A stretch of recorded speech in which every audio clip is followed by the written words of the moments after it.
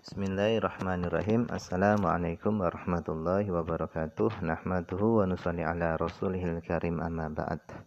Insyaallah pada kesempatan ini kita akan lanjutkan kembali pembacaan kitab At-Tibyan fi Adabi Hamalatil Quran yang ditulis oleh Al-Imam An-Nawawi rahimahullahu ta'ala.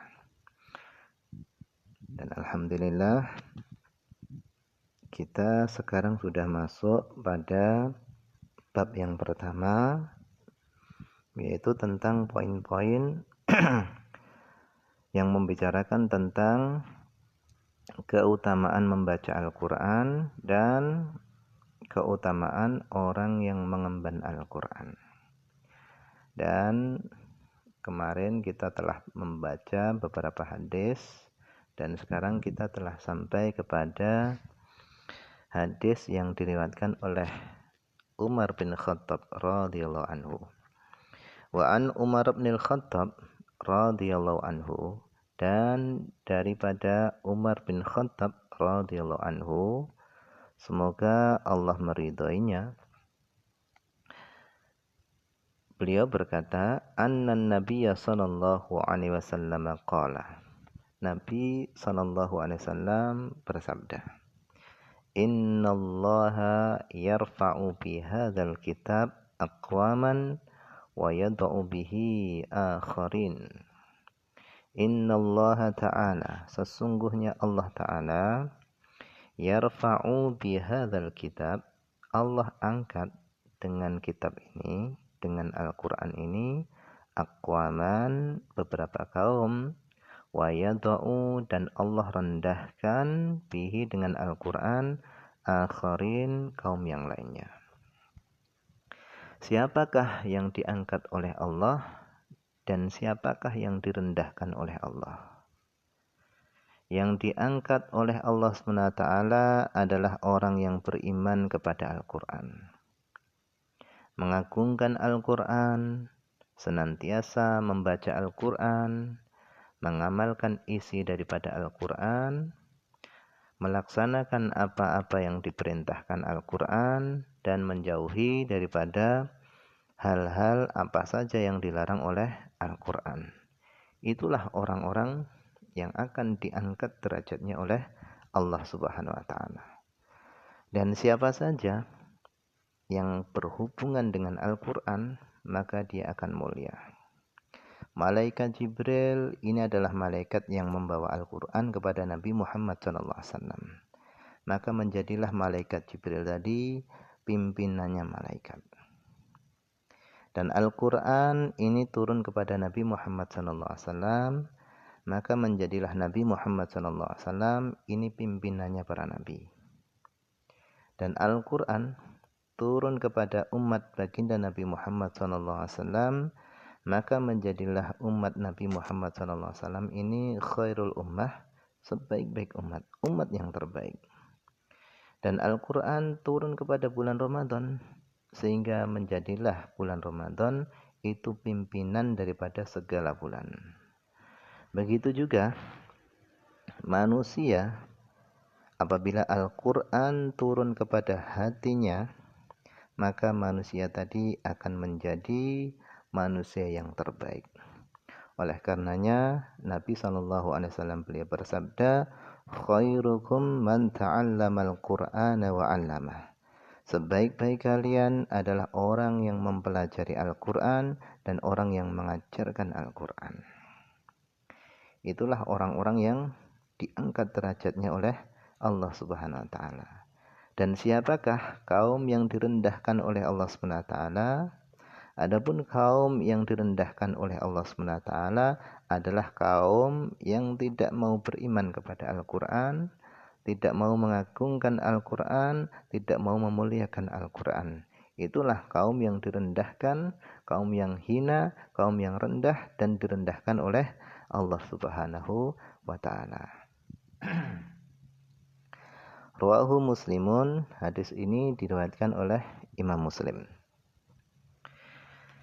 Kemudian wa an Abi Umamah Al-Bahili radhiyallahu anhu, dan dari Abi Umamah Al-Bahili radhiyallahu anhu, semoga Allah mencurahkan keridhaan kepadanya, qala, beliau berkata, sami'tu Rasulullah sallallahu alaihi wasallam yaqul, aku mendengar Rasulullah sallallahu alaihi wasallam beliau bersabda, Iqra'ul Qur'an, bacalah oleh kalian Al-Qur'an, fa innahu, karena sesungguhnya Al-Qur'an, ya'ti yaumal qiyamah, dia akan datang nanti pada hari kiamat, syafi'an, menjadi seorang penolong, li ashabihi, bagi pembacanya.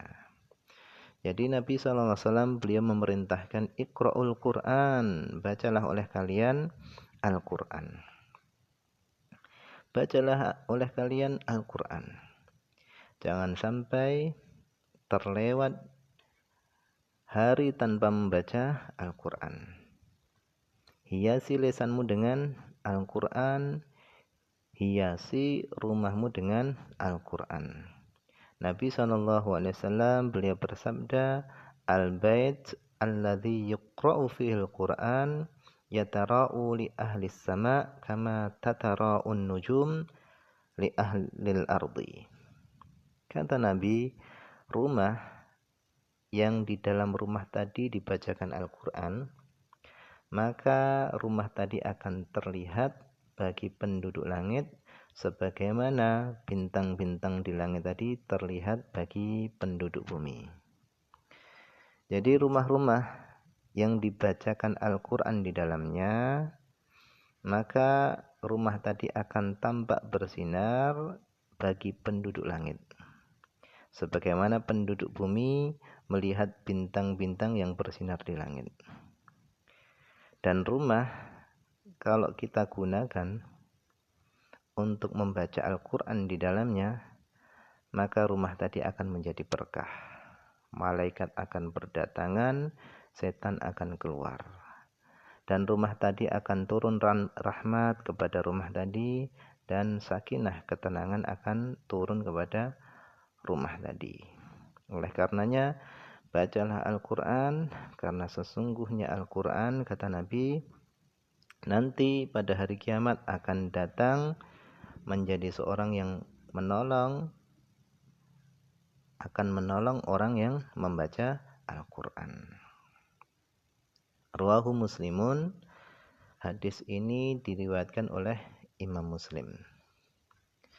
Kemudian wa an Ibnu Umar radhiyallahu anhuma, dan daripada Ibnu Umar radhiyallahu anhuma, semoga Allah meridai keduanya, meridai Umar bin Khattab dan putranya yaitu Ibnu Umar, Abdullah bin Umar. Anin Nabi sallallahu alaihi wasallam, dari Nabi Muhammad sallallahu alaihi wasallam, beliau bersabda, la hasada illa fitnaini. Kata Nabi, tidak ada hasad, la hasada, tidak ada hasad, tidak boleh iri kecuali illa fitnain, kecuali pada dua perkara. Jadi sebenarnya sifat iri ini dilarang oleh agama, akan tapi kecuali pada dua perkara yang akan disebutkan. Nah, untuk khusus dua perkara ini justru iri itu malah dianjurkan.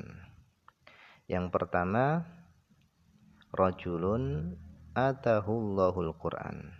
Kita melihat ada seorang yang Allah berikan kepadanya Al-Qur'an. Fahuwa yaqumu bihi, kemudian dia mengamalkan Al-Qur'an ana al-laili wa ana an-nahar, sepanjang siang dan malam. Ada seorang yang Allah beri kepadanya Al-Qur'an, kemudian dia amalkan Al-Qur'an sepanjang siang dan malam.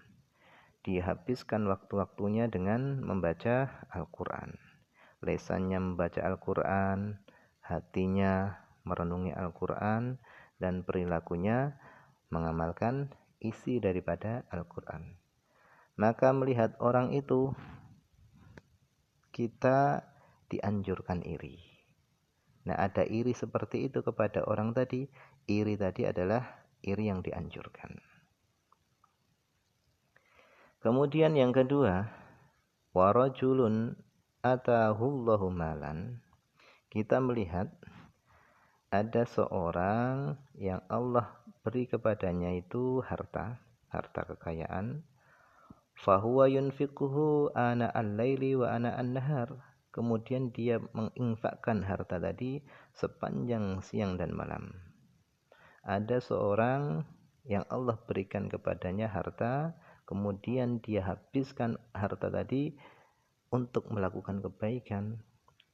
Dia gunakan harta tadi di jalan Allah, santuni anak yatim, bangun masjid, pesantren, dia perhatikan fakir miskin dan seterusnya. Kemudian ada terbetik di dalam hatimu, aku ingin seperti dia. Nah, iri seperti itu, itulah iri yang dianjurkan. Rawahul Bukhari wa Muslimun. Hadis ini diriwayatkan oleh Imam Bukhari dan Imam Muslim.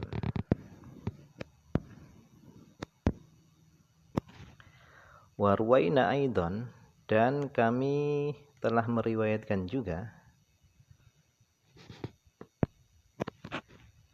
min riwayati Abdullah bin Mas'ud radhiyallahu anhu, daripada riwayat Abdullah bin Mas'ud radhiyallahu anhu, semoga Allah mencurahkan keridhaan kepada beliau. Beliau mengatakan, la hasada, tidak ada hasad, illa fitnain, kecuali pada dua perkara. Tidak ada iri, tidak boleh iri kecuali pada dua perkara. Yang pertama, rajulun atahullahu malan fasallatahu ala halakatihi fil haqq. Yaitu kamu melihat ada seorang yang Allah berikan kepadanya harta, kemudian dia gunakan harta tadi ala halakatihi, dia habiskan harta tadi fil haqq, di jalan kebenaran. Kemudian kamu iri kepadanya, maka itu iri yang dianjurkan. Warajulun, yang kedua adalah kamu melihat seorang atahullahu hikmatan, yang Allah berikan kepadanya hikmah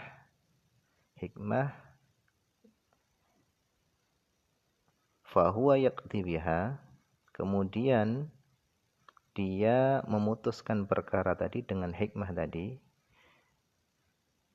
wa yu'allimuha, dan dia mengajarkan hikmah tadi kepada orang lain.